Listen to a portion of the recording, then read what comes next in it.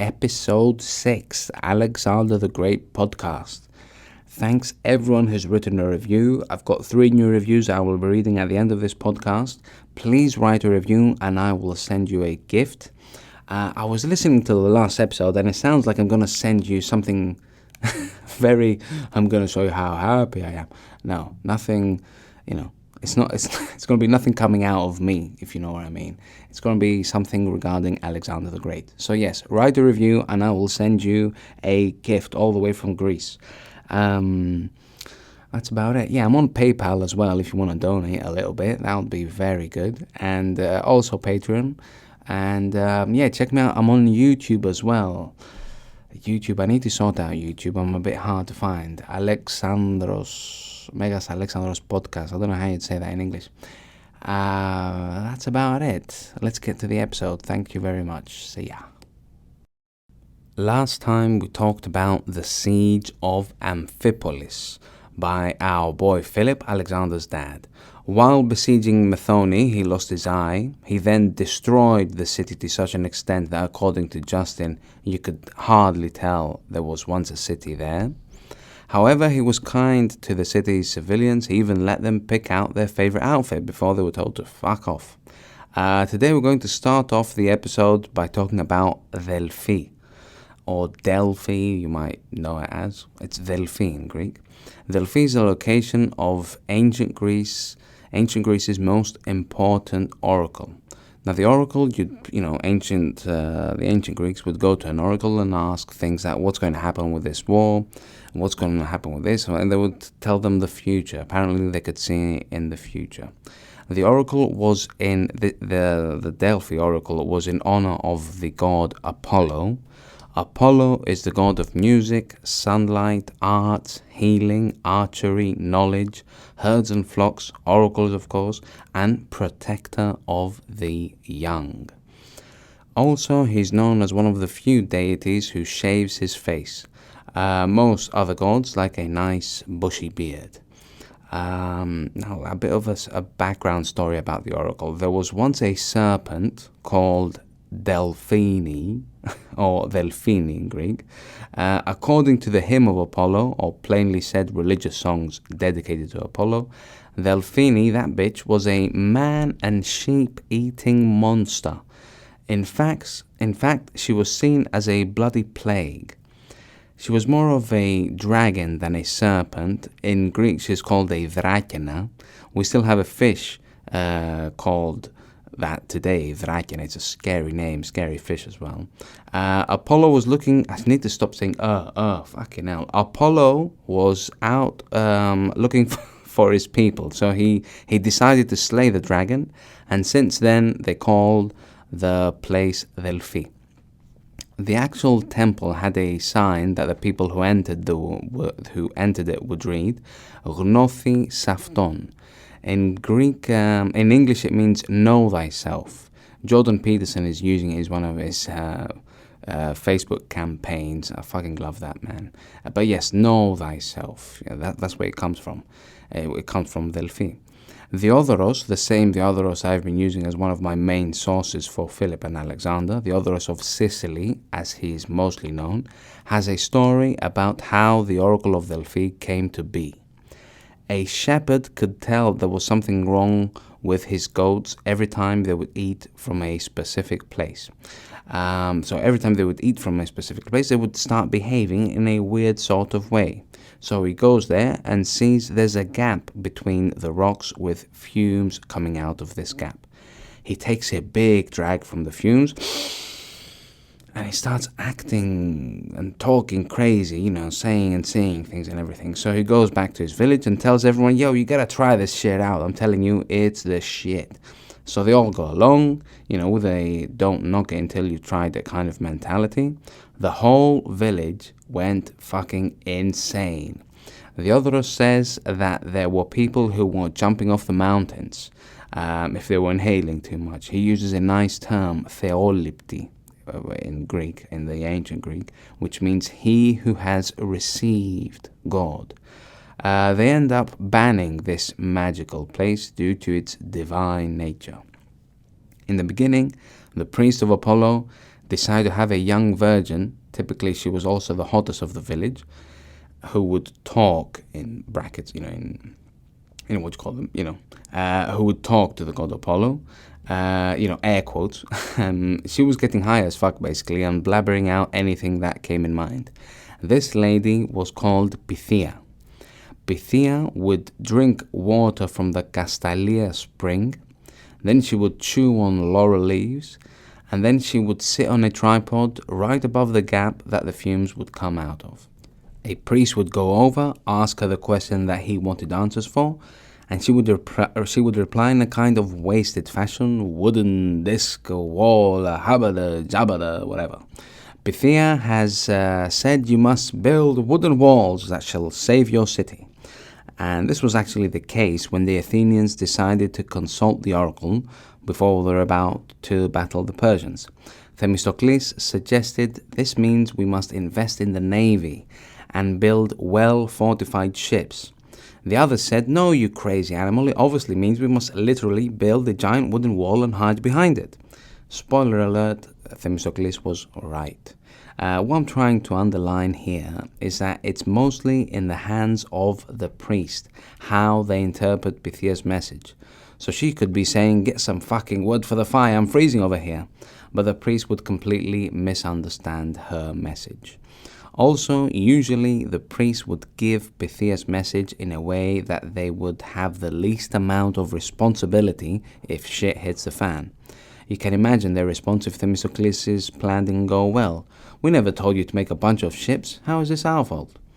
And there was also a famous case of a man who asked about the sex of his soon-to-be child. Pythia said aren ou thili, which means male, not female. Depending on where you put the comma, it can either be male, not female, or male not female. A bit after Alexander's time, in 219 BC, some asshole called Echecrates from Thessaly kidnapped and raped the young and beautiful Pythia. And since then they decided Pythia from now on will be a more mature woman in her 50s. The thinking was, what kind of weirdo would want to kidnap a 50-year-old, let alone fuck her? If only they could see my Pornhub feed, they would probably say, get the young one back in. People in the future like the older ladies. I think, most women my age, I'm 32, agree with me that older women, you blossom, no? Anyway, I should move on. To become a Pythia must have been an enviable profession. They had the right to buy land. She was exempt from tax. She could appear at public events. She had a salary. All this while other women in Athens were not allowed to leave their homes unless it was for them going to the theatre. But that's pretty much it for Pythia. Let's talk a bit about the actual oracle of Delphi. All cities of Greece had the right to consult the oracle. Usually Thessaly would be the first to consult the oracle, as Delphi was part of the Thessalian state. The Greeks had a word for this, they called it promandia. Thessaly will lose this right after they were invaded by Thebes in 364. It was mostly in flux. Thebes had promandia for a while, then Athens, we're going to see Macedonia have it in the future. It was that sort of deal, This oracle was a big deal for the Greeks, very sacred. As a result, it couldn't be controlled by a single state. So a coalition of cities created the so-called Amphictyonic Council. They would declare war on anyone who violates the oracle, and the war would be called a holy war. The Amphictyonic Council was probably established somewhere around 595 to 586, and their original goal was to protect the temple of Dimitra in Anthili, which is near Thermopylae. The first sacred war took place somewhere around 595, as we said, and it started off when a coalition of cities from Thessaly, Sicyon, a city on the northern part of Peloponnesus, and Athens turned against the city of Kyra, a Phocian city. Apparently, the Kyrans were doing nasty things to the pilgrims of the oracle. The Thessalians had their eye on Phocida for quite a while, so they could be making this whole thing up. The city of Kira is going to be completely destroyed.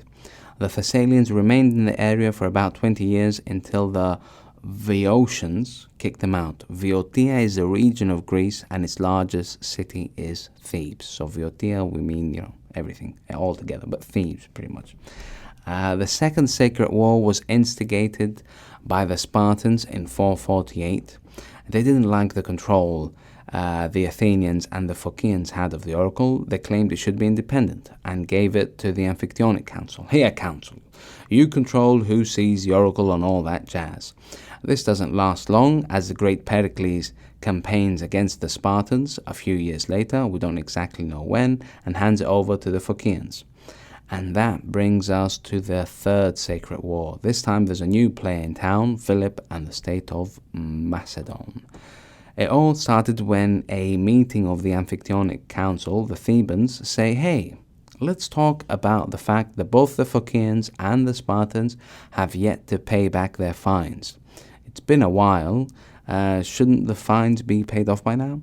Keep in mind that Thebes and Phocida were allies at this time. That's like you and your mate going for beers at your bar and him ratting you out just as the owner is walking by. Hey, remember those beers you had the other day that you couldn't pay off because you wasted all your money? Did you ever come back and pay?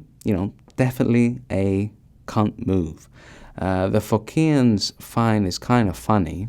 How it started. It was imposed because they were cultivating the sacred land of the plains of Kira, where the animals that would be sacrificed in honor of the oracle. The Spartans did something a bit more serious.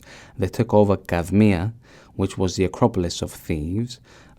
This was in 382. Now we're in 356, so nearly 30 years, and they have yet to make a single payment.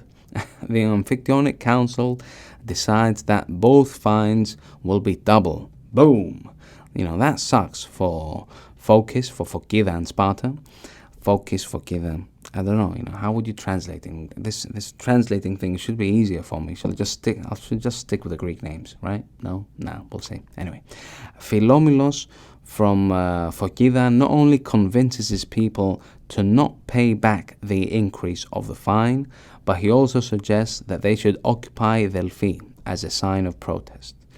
He is then assigned the role of general for the Phocian army. He is then sent to Sparta so he can ask for some help. He promises them that he can convince the Amphictyonic Council to give them a better deal regarding the fine.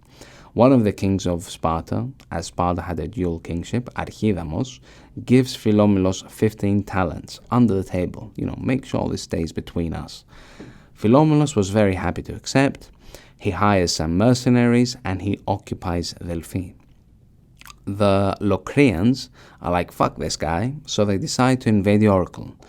But in the end, they get caught by Philomelos' men and are thrown off the Phedriades stones, as was the tradition when dealing with sacrilegious bastards. Philomelos also has Pythia, poor girl, who he then forces to talk to Apollo. He says, asking, what should I do? What should I do now? Where am I going with this? Pythia was probably freaking out already. She saw him throw the Locrians off the cliff. You don't want to mess around with this guy, so she says, do whatever you want. Philomelos likes the sound of that. To start off, he sends ambassadors to various states to justify his actions. I should firstly say that there was some sort of competition, in air quotes, which state would send the oracle the most money. So everyone knows there's a shitload of money at Delphi. The city-states know this. Philomelos definitely knows this. So he sends ambassadors. Make sure you tell them that I promise to protect the oracle and its treasury. Unfortunately for him, the Amphictyons do not trust him, so they declare a holy war on the state of Phocida, which means that soon a coalition of warriors and armies, all members of the Amphictyonic Council, shall be marching against Phocida. He is forced, according to the Otheros, to take money from the treasury and hire 10,000 extra mercenaries. The salary was 1.5 times above normal to overcome any possible regrets they might be having, mainly because they were stealing money from the oracle. Now, you must be saying just a minute ago, Philommelos had promised that he would not go near the treasury. When eventually he is asked, what the fuck, guy, you promised? Apparently his response was, I promised to protect the treasury, not its content. To begin with, he was using the treasury just to buy mercenaries, but after a while they were getting dancers to visit them and hookers to tuck them in at night. Who can blame them? I would probably have done the same thing. Philommelos, with his mercenaries and himself in charge, invade the Locrians. We mentioned them before. There he defeats a coalition of army from the Locrians and the Thebans. And then another victory against 6,000 Thessalians on Mount Argola. Thessaly, after this, is going to split into two powers, Pheres being one of them. They then ask Athens for help. Athens has made an alliance with Phokida, so Phokida is going to end up getting help from Athens. Sparta and Pheres, good for them. And the Thessalian League, with Larissa in charge, ask Phillip for help. Philommelos doesn't last very long. In 354, he will lose a battle in the plains of Neona against the Amphictyons.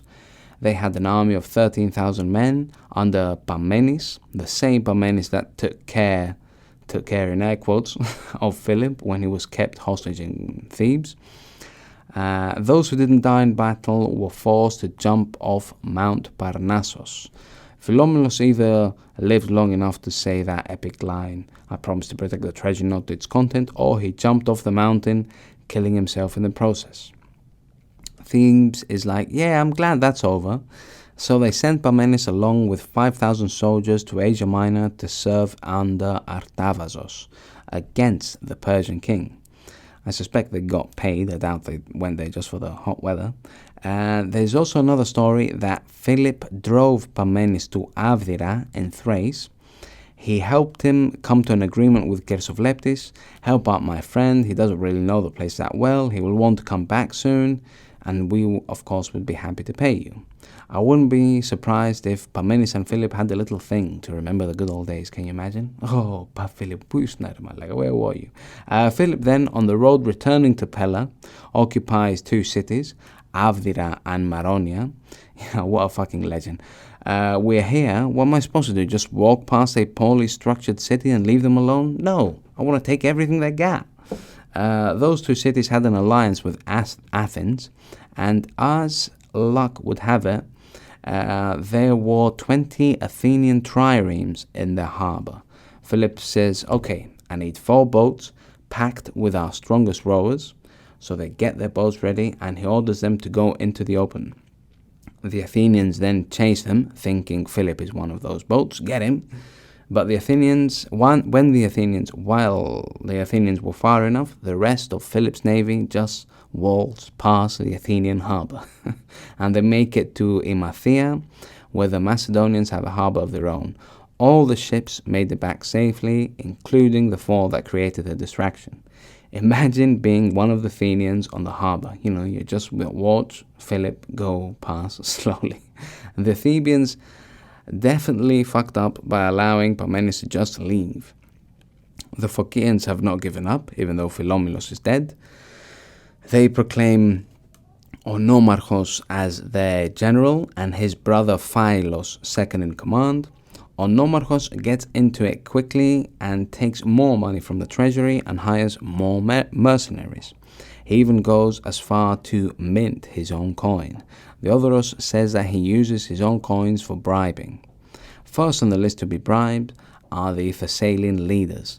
They are bribed, gets kind of confusing, so they cannot be involved in the war. Just take it and leave us alone, we don't want you on our side. We said that Thessaly had asked Philip to help out, but he was busy with Methone, losing an eye and everything. He had a lot on his plate, but in 354, when everything had calmed down, he is then ready for battle against an alliance of Pheres under Lycophronas and the Phocians under Phylos. Philip sorts them out rather quickly without much trouble, and the Thessalians, with the help of the Thessalians probably. Onomarchos responds with a massive attack. he takes the whole army, about 20,000 infantry and 500 cavalry. Philip will lose for the first time in his career. He's been king for 6 years. Onomarchos is a badass. He will line up his phalanx in a semicircular shape in a valley. On the edges, he will place catapults. Philip sees him from afar and gives the order to attack. When Onomarchos sees Philip and his soldiers approaching, he gives the order for his men to fake a retreat.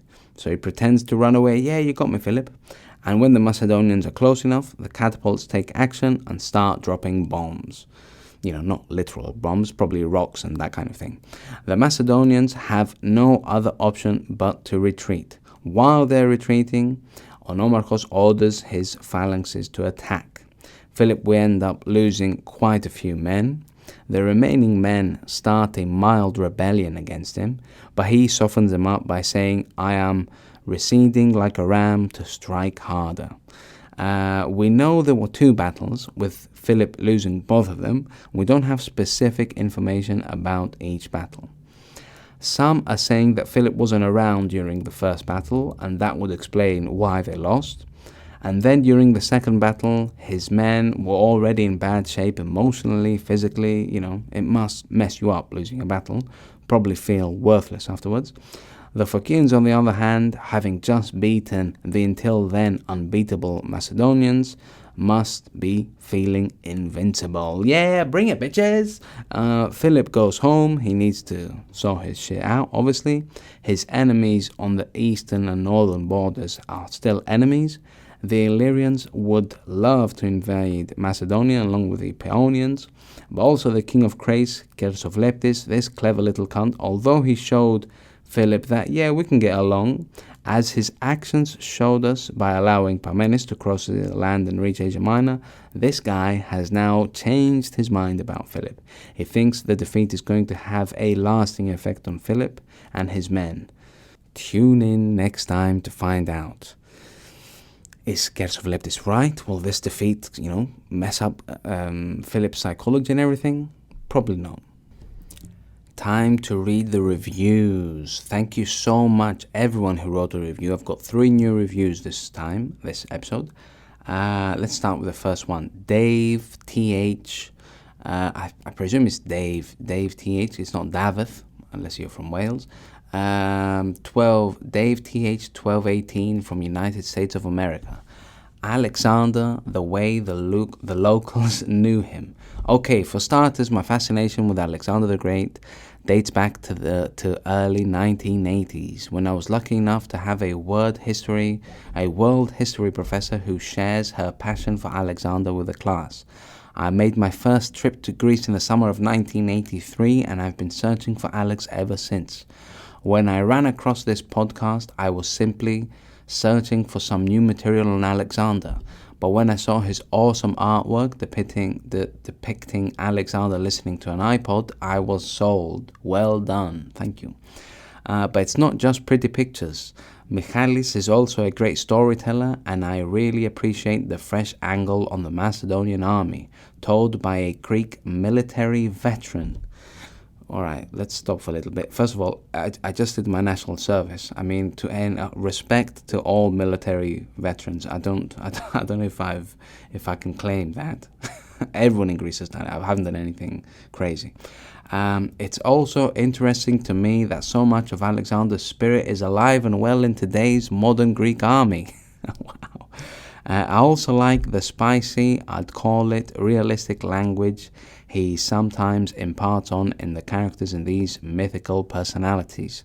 For example, he talks about Greek lovers in battle, and he admits that Greeks today do not like to talk about it, adding, "But what the fuck, guy, it's history. I'm not making this stuff up." Oh, okay, shit's about to get funny, huh? Anyway, if you're interested in learning more about Alexander, his progeny, and more from a different perspective, I highly recommend this podcast. Thanks for creating it, Michalis. Dave T. Yeah, you see? Nice at the end. Dave T. Thank you very much, Dave T. Amazing review. We've got 2 more. Bear with me. Exactly What I Wanted and More by Esprezolziolot. by United States of America. I had just finished listening to a couple of great podcasts on ancient Greece up to Phillip. Really wanted something on Alexander which included Philip's development. This is it. But it's also a bit casual in delivery, not accuracy or rigor, which is great. Love the tone. I'd listen to whatever this guy does. Wow. Thank you. Thank you. Another great review. A wonderful podcast by the Repo Man 108. Wonderful podcast with a wonderful host that provides a compelling modern spin on Alexander the Great. It's like becoming well versed in ancient history while having a beer at a bar with a friend. Highly recommend. Wow. That's exactly what I wanted, pretty much. That's the tone I wanted for the podcast. All three are great reviews. Thank you very much. But I think the winner has to be Dave TH1218 from the United States of America. Send me your address on what is my email? I'm on Facebook, Alexander Great Podcast. But shit, let me get my email so don't mess it up. Come on, internet.